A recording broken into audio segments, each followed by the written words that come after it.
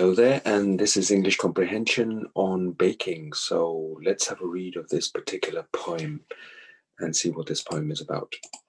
So, sing a song of baking, a pocket full of buns, 24 biscuits, nothing left but crumbs, chicken pie and beef pie, chocolate cake and scones, flapjack, jam tarts, watch out, they're all gone.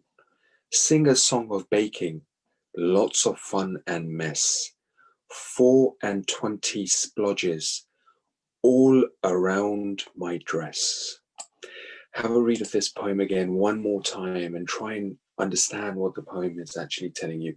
Not is it quite fun, but it's really good to read, and read it out to your family members. They'll probably enjoy it as well.